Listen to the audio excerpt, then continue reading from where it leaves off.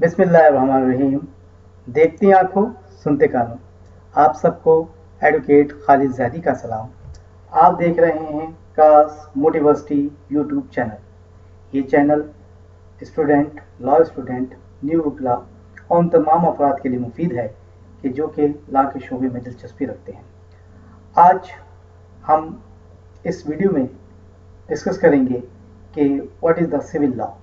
Civil law होता क्या है, जिससे हमें पता होना चाहिए कि सिविल लॉ होता क्या है। It is a body of rules that define and protect the private right of citizen. ये कानून का वो मजमुआ होता है जिसमें एक शहरी के जो सिविल राइट्स हैं, प्राइवेट राइट्स हैं, उनको प्रोटेक्ट किया जाता है और उसके मुताबिक डिफाइन किया जाता है कि उसको किस तरीके से हम जो है महफूज कर सकते हैं। सिविल केस में हम डील करते हैं दो अफराद के माबैन सिविल नेचर का जो डिस्प्यूट होता है उसको रिजॉल्व करते हैं। इंडिविजुअल का ऑर्गेनाइजेशन से डिस्प्यूट होता है, उसको रिजॉल्व किया जाता है। इसी तरह से दो अफराद का लेन देन का मामला है, एक दूसरे के धोखाधड़ी का मामला है, एक दूसरे किसी भी किस्म के सिविल राइट का मामला है, तो उन तमाम चीज़ों को हम सिविल लॉ में पढ़ते हैं, देखते हैं और सिविल मैटर में हम इसको हल करने की कोशिश करते हैं। सिविल लॉ बेसिकली इसकी मुख्तलिफ ब्रांचेस हैं, जिनमें family law, inheritance law, breach of contract, seller versus buyer, landlord versus tenant, donor donee, defamation, labour versus companies employer. Family related matters में तलाक के मामला, खुला के मामला, बच्चों की कस्टडी के मामला, मेंटेनेंस के मामला बच्चों के, फैमिली के, और इसी तरह के दीगर मामला होते हैं, डाउरी आर्टिकल्स वगैरह। ये तमाम के तमाम मैटर्स, इन तमाम का ताल्लुक सिविल राइट से होता है, इसलिए ये सिविल लॉ में डिस्कस किए जाते हैं और इनको इसी लॉ के तहत डील किया जाता है। इसी तरह से कानूनी विरासत, इसी तरह से ब्रीच ऑफ कॉन्ट्रैक्ट, किसी भी एग्रीमेंट की खिलाफ वर्जी की सूरत में, सेलर वर्सेस बायर के डिस्प्यूट, लैंडलॉर्ड वर्सेस टेनेंट के डिस्प्यूट, डोनर डोनी के डिस्प्यूट, इसी तरह से defamation matters, labour versus companies और एम्प्लॉयज़ के जो डिस्प्यूट्स होते हैं, इन तमाम का भी जो नेचर होता है बेसिकली वो सिविल नेचर होता है।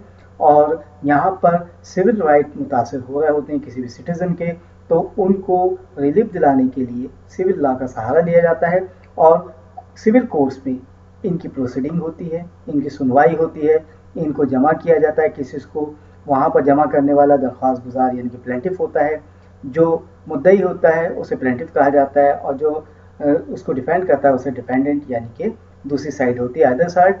और इस प्रोसीडिंग को ख़ास इस जाविये से देखा जाता है कि इसमें किस शख्स के क्या सिटीज़न राइट मुतासिर हो रहे हैं। अगर मुतासिर हो रहे हों तो ऐसी सूरत में मुतालिका जज या कोर्ट जो है वो मुद्दई की दरख्वास्त पर फैसला देती है और जो भी सूरत हाल होती है उसके हिसाब से उसे कंपनसेट किया जाता है। इसके बाद अब हमने देखना है कि सिविल होता क्या है, इसका मकसद क्या होता है सिविल लॉ का। सिविल लॉ क्यों बना, इसका मकसद क्या है? To resolve dispute and provide compensation for someone injured by someone else act और बिहेवियर। किसी भी शख्स के सिविल राइट मुतासिर हों, किसी भी इंसान के कोई ऐसे हुकूक जिनका ताल्लुक सिविल राइट से हो, वो मुतासिर हों एक शख्स से दूसरे शख्स की वजह से। एक शख्स ने किसी से पैसे लिए मगर उसको वापस नहीं किए, इस तरह एक शख्स के अमल की वजह से दूसरा शख्स मुतासिर हुआ उसके अमल की वजह से। इसी तरह से एक शख्स ने दूसरे शख्स को डिफेम किया तो एक शख्स के अमल की वजह से दूसरा शख्स उसके बिहेवियर की वजह से मुतासिर हुआ। इन तमाम मैटर्स को हम सिविल मैटर कंसीडर करते हैं और इनके जो डिस्प्यूट्स होते हैं उनकी कंपनसेशन होती है और उनका रिजॉल्व किया जाता है सिविल लॉ में और सिविल कोर्ट्स में। इसके बाद नेक्स्ट जो चीज़ है कि सिविल प्रोसीडिंग क्या होती है, मुकदमा दर्ज करने का तरीका क्या होता है।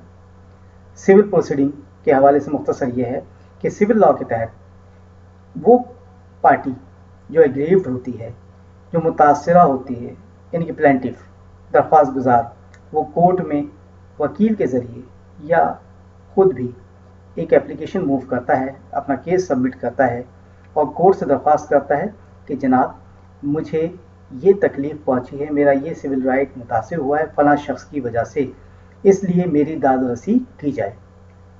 اس کے بعد جو اپلیکیشن ہے وہ سبمٹ ہونے کے بعد پلانٹ جو ہے وہ باقاعدہ ہیئرنگ کے لیے نوٹس کے لیے لگایا جاتا ہے۔ درخواست گزار کو اپلیکینٹ یا پلینٹف کہا جاتا ہے۔ اس کے بیہاف پہ جو کورٹ ہے اس میں براہ راست کیس لگنے کی وجہ سے کورٹ جو ہے وہ کیا کرتی ہے، وہ باقاعدہ طور پر آئدر سائڈ کو ایک نوٹس ایشو کرتی ہے۔ تو یہاں ایگریوڈ پرسن جو ہے یعنی کہ پلینٹف وہ ڈائریکٹ کورٹ میں جاتا ہے اور کورٹ میں جا کر دادرسی کے لیے درخواست دیتا ہے، اور سول کورٹ جو ہے اس کے رائٹ کو محفوظ کرنے کی کوشش کرتی ہے، اس کو رائٹ کو دلانے کی کوشش کرتی ہے، اسے کمپنسیٹ کرنے کی کوشش کرتی ہے۔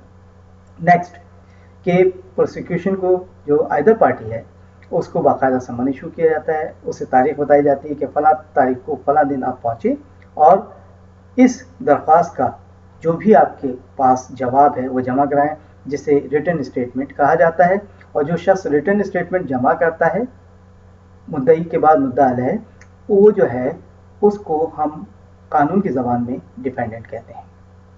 ڈیفینڈنٹ جو ہے وہ آئدر پارٹی ہوتی ہے، وہ ریٹن اسٹیٹمنٹ جمع کراتی ہے کورٹ میں، کورٹ دونوں کے ڈاکومنٹس دیکھنے کے بعد اس میں دیکھتی ہے کہ قابل مواد کیا چیز ہے، اس کے بعد وہ اس کیس کو پروسیڈ کرتی ہے، گواہان کو سنتی ہے اور اس کے بعد اپنی ججمنٹ دیتی ہے۔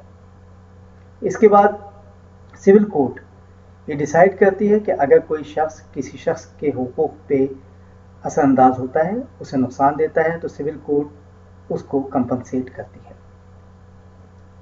نیکسٹ، عدالت کا فیصلہ کیا ہوتا ہے، کیا طریقہ کار ہوتا ہے۔ ایک شخص پلینٹف اس نے اپنا پلانٹ جمع کرایا، درخواست جمع کرائی، جمع کرانے کے بعد کورٹ نے آئدر پارٹی کو سمن ایشو کیا یعنی کہ ڈیفینڈنٹ کو۔ ڈیفینڈنٹ آیا اصلتاً یا وکالتاً، اس نے آ کر اپنے وکیل کے ذریعے یا خود اس کا جواب داخل کیا۔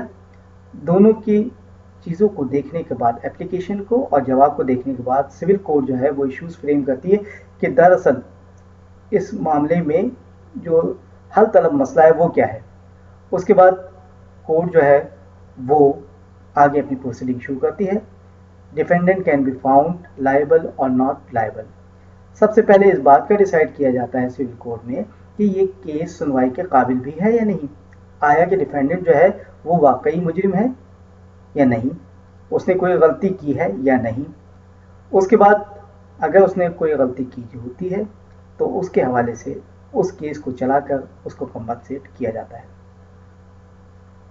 ثبوت کا بوجھ، برڈن آف پروف جسے کہا جاتا ہے، سول میٹر میں جو اپلیکینٹ ہوتا ہے، کلیمنٹ ہوتا ہے، اس کے اوپر برڈن آف پروف ہوتا ہے کہ وہ پروف کرے کہ کیوں کر یہ درخواست سنی جائے اور اس میں کیوں کر اس کے حقوق کس شخص نے متاثر کیے اور کس انداز میں کیے اور اس سے اس کو کیا نقصان پہنچا۔ اس میں سزا کا کانسیپٹ بالکل مختلف ہے کرمنل کی نسبت۔ اس میں جو سزا دی جاتی ہے وہ نارملی کمپنسیشن ہوتی ہے جو کہ فائنینشیل نوعیت کی ہو سکتی ہے، یا اگر کسی کو کوئی انجری یا ڈیمیج ہوا ہے تو اسے انجنکشن دیا جاتا ہے، اس کو ریلیف دیا جاتا ہے، کمپنسیٹ کرایا جاتا ہے سول کورٹ کی جانب سے۔ اسی طرح سے اس مسئلے کو حل کرنے کے لیے جو ہے کورٹ اپنا کردار ادا کرتی ہے، مگر نارملی سول میٹر میں آئدر پارٹی کو جیل نہیں جانا پڑتا۔ اس کے بعد کورٹ جب اپنا فیصلہ دے دیتی ہے، اپنی ججمنٹ دے دیتی ہے، تو باقاعدہ طور پر دونوں پارٹی کو اس بات کا اختیار ہوتا ہے کہ وہ اس فیصلے کے خلاف اپیل میں جا سکتے ہیں۔ آئدر پارٹی اپلیکینٹ اور defendant can appeal a court decision. جو بھی کورٹ کا فیصلہ ہے اگر اس سے کوئی شخص متاثر ہے یا وہ متفق نہیں ہے تو وہ اس سے سپیریئر کورٹ میں جا کر اپنے اپلیکیشن لگا سکتا ہے، اپنی اپیل لگا سکتا ہے کہ جناب میرے ساتھ یہ ناانصافی ہوئی، یا مجھے باقاعدہ طور پر نہیں سنا، یا میرے ایویڈنس کو نہیں دیکھا گیا، یا ایویڈنس کو پراپرلی یعنی کہ کورٹ نے دیکھا نہیں یا